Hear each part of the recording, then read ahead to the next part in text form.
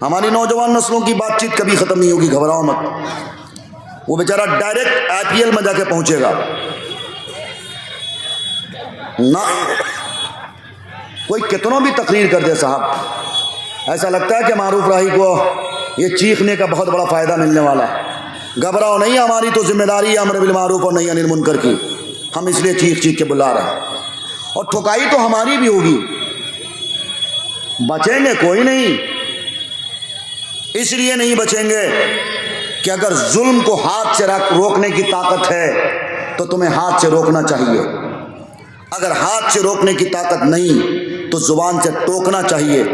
और अगर ये भी नहीं ताकत है तो कम से कम का दर्जा यही था कि जुल्म को जुल्म समझते, गुनाह को गुनाह समझते।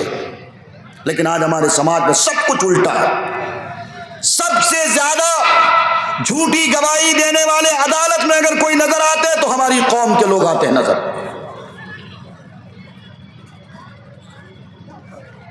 500 टका 1000 टका के खातिर ईमान का सौदा, कोई छोटी छोटी बात पर एक दूसरों के खिलाफ FIR। मैं तुम्हें मिसाल दे रहा था सिख भाइयों की ना। एक कुंवर महेंद्र सिंह बेदी हैं, उन्होंने एक अफसाना लिखा और उस अफसाने में उन्होंने आप अलैहिस्सलाम के हवाले से एक बात नोट करी कि मैंने मोहम्मद रसूलुल्लाह सल्लल्लाहु अलैहि वसल्लम की जीवनी पढ़ी और उनकी जीवनी से मैंने एक बात ये समझी कि मोहम्मद रसूलुल्लाह ये कहना चाहते हैं कि अगर दो लोगों के बीच झगड़ा हो और तीसरा कोई जाकर उस झगड़े को ख़त्म करवा दे, सुलह मसालहत करवा दे, दोनों के बीच दिलों को मिलाने का काम करे, तो उस शख्स को अल्लाह एक हज के बराबर सवाब देता है। लेकिन दो लोग अगर आपस में झगड़े या थोड़ा बहुत मामला हो और तीसरा बंदा अगर माचिस मारने का काम करे, पेट्रोल छिड़कने का काम करे, तो ये शख्स इतना बड़ा पापी है, इतना बड़ा गुनहगार है जितना गुनाह के खाने काबा यानी अल्लाह के घर को गिराने के बराबर है। और उन्होंने यूनिटी बनाई। सिखों के यहां आज भी तुम देखोगे कि अगर दो लोगों के बीच झगड़ा होता तो तीसरा खड़ा हो जाता है। उनका मामला कोर्ट कचहरी तक नहीं पहुंचता, पुलिस थाने तक उनका मामला नहीं पहुंचता। दो लोग मिलके बैठते हैं और बात को खत्म करवा देते। लेकिन हमारे समाज में इतने घटिया किस्म के लोग 1000-2000 कमाने के लिए लोगों को उकसाते हैं, लोगों को बरगलाते हैं, एक दूसरों के खिलाफ FIR करने के लिए तदबीरें बताते हैं, केस करवाते हैं।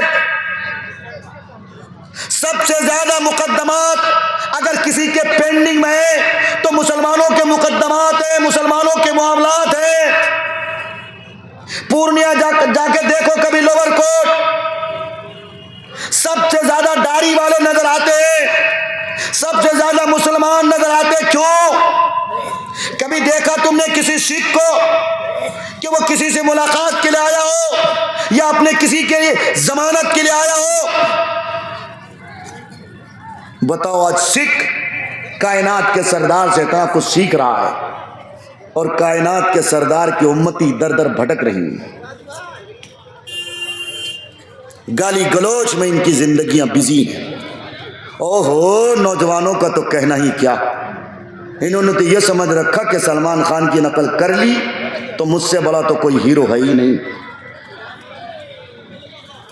इन्होंने तो यह समझ रखा कि अगर विराट कोहली के कितने चौके और कितने छक्के और कितने शतक और कितने 50 हैं, अगर ये ज्ञान रख लिया तो मुझसे बड़ा ज्ञानी कोई नहीं।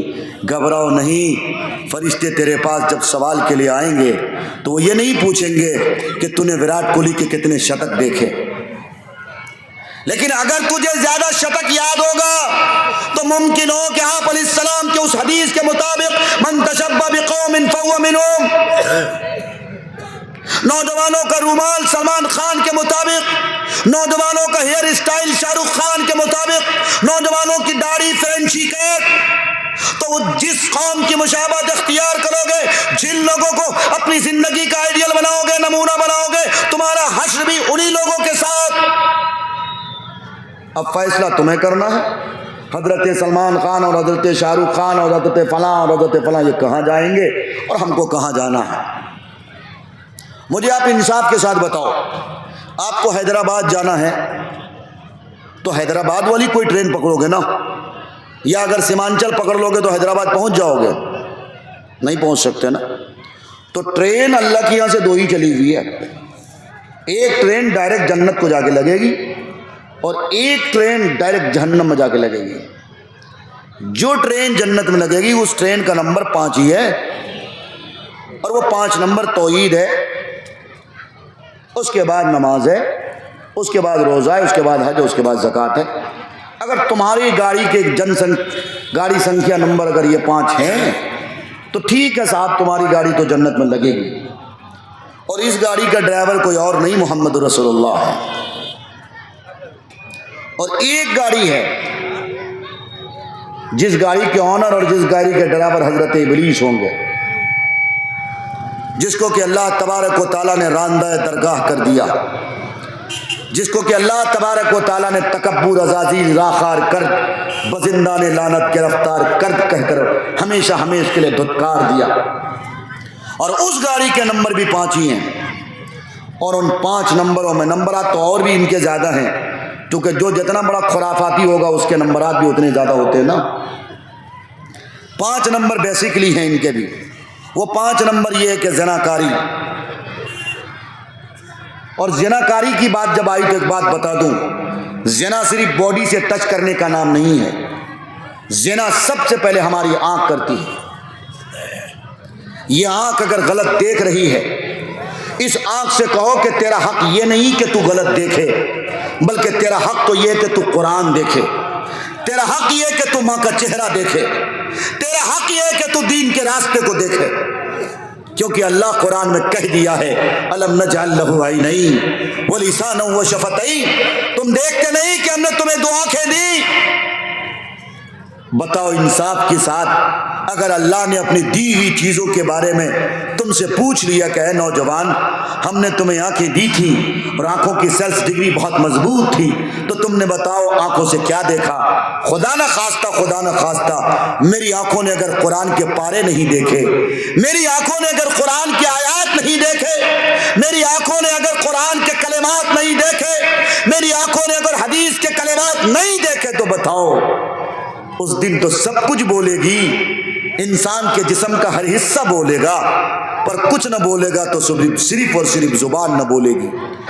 इसलिए कि यही जुबान है जो गलत को सही और सही को गलत करके इस्तेमाल करती। कुरान ने कहा ला यस्माऊना फीहा लग़वा। आज सबसे पहले अगर किसी चीज पर ताले लगेगी, किसी चीज पर अगर पाबंदी लायद की जाएगी, तो वह जुबान है, जुबान। इसलिए जन्नत के टिकट खरीदो, जन्नत वाली गाड़ी पे सवार हो जाओ, और जन्नत वाली गाड़ी मोहम्मद रसूलुल्लाह का तरीका, कुरान के अहकामात, मोहम्मद रसूलुल्लाह के इरशादात, इब्लीस